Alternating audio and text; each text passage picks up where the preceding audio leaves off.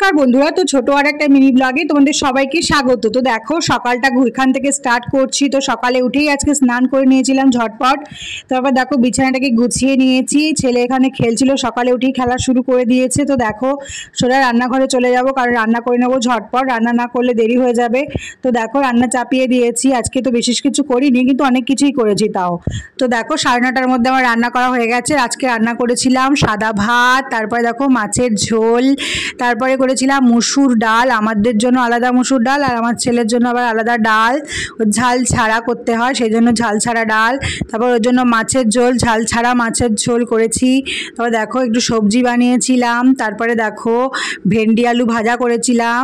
তারপরে এটা হচ্ছে ছেলের ডাল ছিল। তো দেখো এগুলোই রান্না করেছি। তারপর দেখো ছেলেকে নিয়ে স্কুলে বেরিয়ে গেছি, কারণ এখন না বেরোলে তখন 11টা বাজে, প্রায় 11টায় না বেরোলে 12টা থেকে স্কুল স্টার্ট, সেই জন্য ধরতে পারবো না, সেই জন্য তাড়াতাড়ি চলে গেছে। তো দেখো ছেলে আমার এখানে বসে আছে, স্টাইল করছে। তো দেখো ছবিটা তুলে নিয়েছিলাম, তাই তোমাদের সঙ্গে শেয়ার করে দিলাম। তো দেখো বাড়ি চলে এসেছি। তারপরে দেখো লাঞ্চ থালিটাকে একটু সাজিয়ে দিচ্ছি। তো লাঞ্চ আমরা খেয়ে নেবো, সেই জন্য একটু সাজিয়ে দিলাম। তো দেখো আজকে রান্না করেছিলাম কী কী তোমাদের তো বলেই দিয়েছি। তো লাঞ্চ থালিটা কেমন হয়েছে তোমরা অবশ্যই কমেন্ট করে জানিও।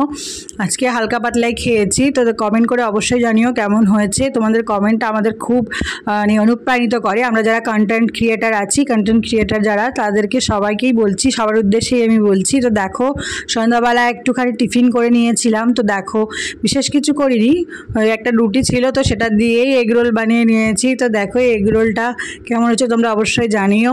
তো কারা কারা এগরোল খেতে ভালোবাসে সেটাও অবশ্যই কমেন্ট করে জানিও। তো দেখো এখানে ছেলেকে সন্ধ্যাবেলা পড়তে বসিয়েছি, ওর লেখা প্র্যাকটিস করাচ্ছি, বাড়ির খাতায় প্র্যাকটিস করাচ্ছি, স্কুলের খাতায় নয়।